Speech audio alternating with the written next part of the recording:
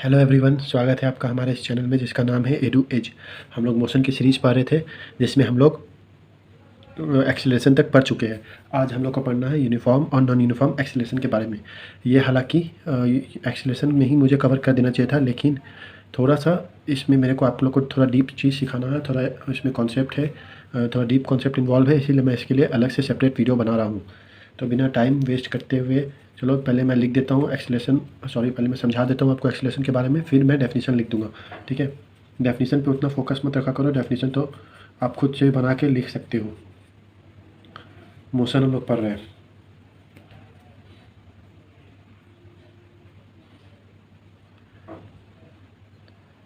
I hope अब आप लोग को विजुअल होगा।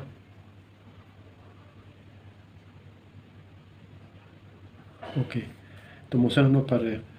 मोशन में क्या, motion in straight line, motion in straight line पढ़ रहे हैं। उसमें हमारा टॉपिक क्या है, uniform and non uniform acceleration. ठीक है, एक्सेलरेशन का उल्टा क्या होता है, डिसेलरेशन या फिर रिटार्डेशन। तो एक्सेलरेशन समझ जाओगे तो बस उसमें निगेटिव लगा देना, या फिर एक्सेलरेशन में पढ़ा चुका हूँ क्या होता है, v माइनस यू। तो अगर u माइनस वी कर देते हो तो वो हो जाएगा डिसेलरेशन, या फिर आप u v माइनस यू ही रहने देते हो और बाहर माइनस साइन लगा देते हो तो वो भी डिसेलरेशन या रिटार्डेशन हो जाएगा। बस इतना ही सा। तो यूनिफॉर्म और नॉन यूनिफॉर्म एक्सेलरेशन पढ़ने से पहले देखो यूनिफॉर्म का मतलब क्या होता है। यूनिफॉर्म का मतलब होता है सामान्य, नॉन यूनिफॉर्म का मतलब असामान्य।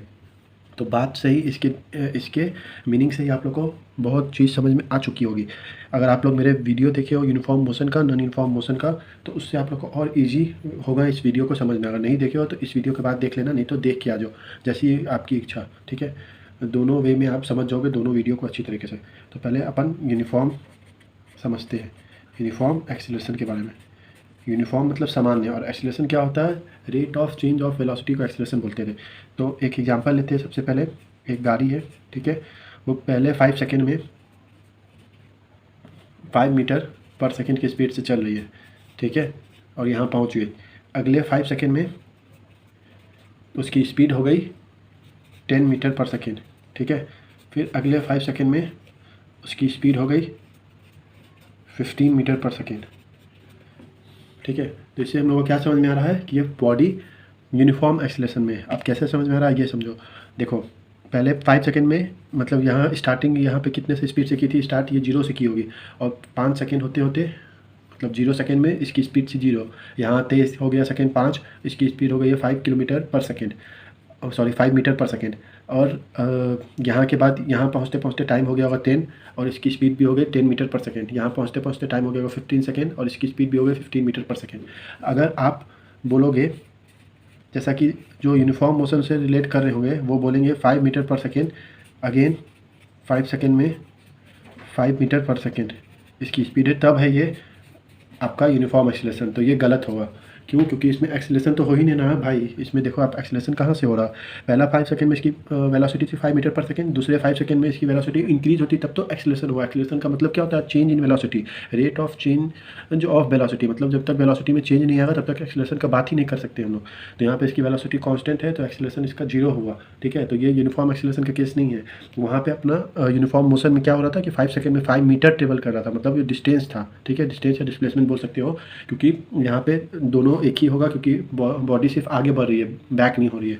तो उसका डिस्टेंस 5 मीटर था, और फिर 5 सेकंड में उसका डिस्टेंस 5 मीटर था, तब उसको बोलते थे यूनिफॉर्म। अगर अगले 5 सेकंड में उसका डिस्टेंस 10 मीटर हो जा रहा था तो उसको नॉन यूनिफॉर्म की कैटेगरी में डाल रहे थे। यहाँ ऐसा नहीं है। यहाँ पे है अगर 5 सेकंड में इसकी स्पीड है 5, ठीक है। इसको अपन और अच्छे से समझेंगे ग्राफ से भी। इसका मैं बताऊंगा कि ग्राफ कैसे बनाते हैं। तो यूनिफॉर्म एक्सेलरेशन आप लोग समझ गए क्या होता है। 5 सेकंड, अब अगले 5 सेकंड में 5 का इंक्रीमेंट हुआ, फिर 5 सेकंड में 5 का, मतलब अब 5 का इंक्रीमेंट होते जा रहा, मतलब यूनिफॉर्म इंक्रीमेंट हो रहा वेलोसिटी में। तो मतलब एक्सेलरेशन क्या है, यूनिफॉर्म है, समझे। लीनियर इंक्रीमेंट हो रहा है। देखो आप अब ग्राफ बना के देखो, ग्राफ बनाना मैंने उसमें सिखाया था। कौन सा ग्राफ बनेगा इसका, जल्दी से बताओ। वेलोसिटी और टाइम के बीच का, टाइम और वेलोसिटी के बीच का ग्राफ बनाएंगे। पहला 5 सेकंड में इसका एक्सेलरेशन कितना है, 5। दूसरा 5 सेकंड में, मतलब यहाँ 10 हो जाएगा, इसका एक्सेलरेशन कितना है, 10। और तीसरे 5 सेकंड में मतलब यहाँ 15 हो गया, एक्सीलरेशन कितना हो गया 15, पहला 5 में 5, 10 में 10, 15 में 15, मतलब लीनियर ग्राफ हुआ। ठीक है, ये क्या वेलोसिटी टाइम ग्राफ। देखो कंफ्यूज मत हो, एक एग्जांपल से मैं समझाता हूँ आपको। डिस्टेंस टाइम ग्राफ है ये वेलोसिटी टाइम ग्राफ है। ठीक है, मैं ग्राफ बनाना सिखाया हूँ, नहीं तो नेक्स्ट वीडियो अपना होगा ग्राफ पे ही, उसमें मैं ग्राफ बनाना और डिटेल में सिखाऊंगा। अभी थोड़ा ब्रीफ नॉलेज दे रहा हूँ। देखो distance time graph uniform motion के लिए हम लोग पढ़े थे ऐसे। ठीक है, लीनियर था। लीनियर मतलब क्या, इसकी वेलोसिटी कांस्टेंट थी, ये कह सकते हो हम लोग, वेलोसिटी कांस्टेंट थी या मोशन लीनियर था। तो इसको अगर हम लोग को वेलोसिटी टाइम ग्राफ में रिप्रेजेंट करना होगा तो ये ग्राफ का नेचर चेंज होकर ऐसा हो जाएगा। ठीक है, अगर हम लोग एक्स एक्सिस की जगह, टाइम की जगह यहाँ पे डिस्टेंस लेते हैं तो इसका नेचर फिर डिफरेंट हो जाएगा। मतलब ग्राफ बनाते वक्त की पॉइंट क्या है, आपको वाई एक्सिस पे देखना है कौन सा फिजिकल क्वांटिटी है, एक्स एक्सिस पे देखना है कौन सा फिजिकल क्वांटिटी, और दोनों के बीच का रिलेशन देखना। अगर यहाँ पे फिजिकल क्वांटिटी चेंज होगा तो ग्राफ का नेचर चेंज हो जाएगा, यहाँ पे फिजिकल क्वांटिटी चेंज होगा तो ग्राफ का नेचर चेंज हो जाएगा। ठीक है, तो डायरेक्ट ग्राफ याद मत कर लिया करो, ग्राफ बनाना सीखो प्रोसेस से सीखोगे तो अगर आप लोग को यहाँ पे फिजिकल क्वांटिटी चेंज कर भी दिए तब भी आप ग्राफ बना सकते हो। अगर याद कर लोगे तो यहाँ पे फिजिकल क्वांटिटी चेंज किया, आप पता चला वेलोसिटी कांस्टेंट ग्राफ बोल रहे हैं, वेलोसिटी टाइम ग्राफ बोल रहे हैं, वेलोसिटी कांस्टेंट पे शो करो, आप ये शो करके आ गए क्योंकि आप तो पढ़े हो उसमें वेलोसिटी कांस्टेंट। ये वेलोसिटी कांस्टेंट ग्राफ है किसके लिए, जब डिस्टेंस और टाइम का ग्राफ दिया हो तब के लिए। वेलोसिटी और टाइम के ग्राफ में ये हो जाएगा ग्राफ वेलोसिटी कांस्टेंट का।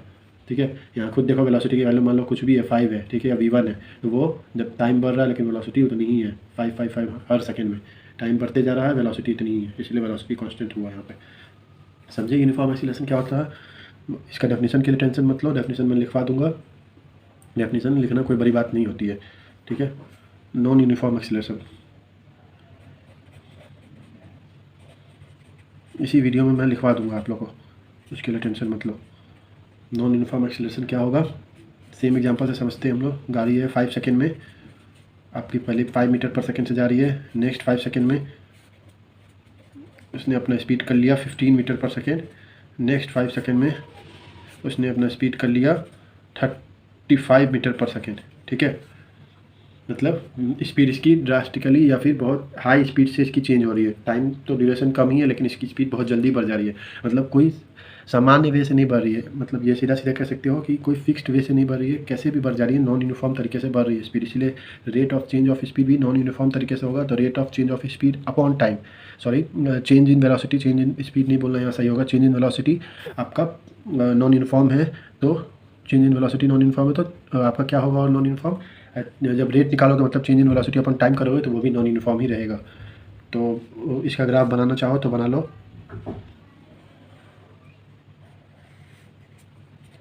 ठीक है, मैं छोटा छोटा बना रहा हूँ क्योंकि स्पेस का दिक्कत है। 5, 10, 15, 20, 25, 30, 35। ठीक है, ये है 5, 10, 15। तो पहले 5 सेकेंड में इसकी थी 5, दूसरा ये 10 हो गया, 5 है टाइम एक्सिस है यहाँ पे सेकेंड में, और ये है वेलोसिटी एक्सिस मीटर पर सेकेंड में। ठीक है, और दूसरे 5 सेकेंड में मतलब 10, जब यहाँ पे 10 सेकेंड हो गया तो इसकी स्पीड कितनी हो गई 5, 10, 15, इतनी हो गई इसकी स्पीड।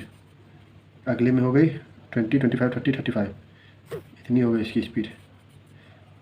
पॉइंट को आप जोड़ोगे तो ये नॉन लीनियर नहीं बन के एक कर्व बनेगा। ठीक है, कर्व भी बन सकता है और आपका जिगजैग ऐसा भी बन सकता है, जैसा कि मैंने उसमें भी बताया था एग्जांपल देके आपको, यूनिफॉर्म और नॉन यूनिफॉर्म मोशन में कुछ इस टाइप का भी बन सकता है। ठीक है, एक्सीलरेशन का तो नॉन यूनिफॉर्म का ये होता है आपका नॉन यूनिफॉर्म और यूनिफॉर्म में डिफरेंस। अब जल्दी से इसका डेफिनेशन देख लो और एक दो लास्ट पॉइंट बता के एंड करता हूँ क्योंकि वीडियो ऑलरेडी बड़ा हो चुका है। मैंने लिख दिया यहाँ पे डेफिनेशन यूनिफॉर्म एक्सीलरेशन का, एक बार पढ़ देता हूँ जिसको क्लियर नहीं हो। If the object's velocity increases और decreases by equal amount in equal interval of time then it is said to be in uniform acceleration और डिसेलरेशन। देखो डिसेलरेशन कुछ नहीं होता है, एक्सीलरेशन का उल्टा होता है डिसेलरेशन। ठीक है, क्या होता है एक्सीलरेशन का उल्टा डिसेलरेशन। जैसे एक्सीलरेशन ए इक्वल्स टू क्या लिखते हो हम लोग v minus you upon T, तो डिसेलरेशन को ए भी लिख सकते हो या डी भी लिख सकते हो, इक्वल्स टू हो जाएगा minus of A equals to U minus V upon T. ठीक है, मतलब जब फाइनल वेलोसिटी छोटा हो जाए, इनिशियल फाइनल वेलोसिटी जब बड़ा होगा इनिशियल से, मतलब v जब होगा ग्रेटर देन u तो होगा एक्सीलरेशन, जब v हो जाएगा लेस देन u तो हो जाएगा डिसेलरेशन। ठीक है, तो इसमें यही लिखा है जब डिक्रीज हो जाएगा वेलोसिटी तो डिसेलेरेशन हो जाएगा, और जब इंक्रीज हो जाएगा वेलोसिटी तो एक्सीलरेशन हो जाएगा। ठीक है, यहाँ पे भी पढ़ देता हूँ एक बार।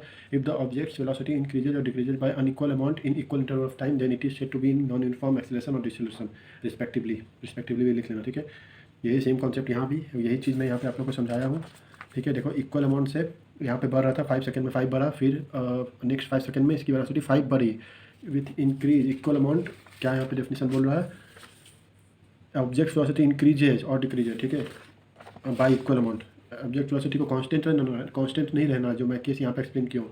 कांस्टेंट रहेगा तब नहीं होगा यूनिफॉर्म एक्सीलरेशन। ऑब्जेक्ट की वेलोसिटी को या तो इंक्रीज होना या डिक्रीज बाय कांस्टेंट, तो अमाउंट। तो यहाँ पे इंक्रीज हुआ 5 सेकंड में, फिर इंक्रीज हुआ 5 से 5 सेकंड में, मतलब इक्वल अमाउंट पे इंक्रीज हो रहा। इसीलिए हम लोग बोलेंगे यूनिफॉर्म एक्सीलरेशन में ग्राफ से भी हम लोग देख लिए थे। यहाँ पे देखो पहले 5 सेकंड में 5 थी, फिर नेक्स्ट 5 सेकंड में इंक्रीज हुई 10 से, अगले 5 सेकंड में इंक्रीज हो गई 20 से, मतलब अन इक्वल अमाउंट से इंक्रीज हो रही है। तो इसीलिए यहाँ पे इसको नॉन यूनिफॉर्म एक्सीलरेशन बोले थे। ठीक है, सिंपल है कॉन्सेप्ट। अगर वीडियो पसंद आया तो लाइक कर दो, चैनल को शेयर कर दो ज़रूरतमंद के साथ, और सब्सक्राइब कर दो। और बाकी ऐसे ही कनेक्टेड रहो हम लोग के साथ वीडियो देखने के लिए। Thank you so much.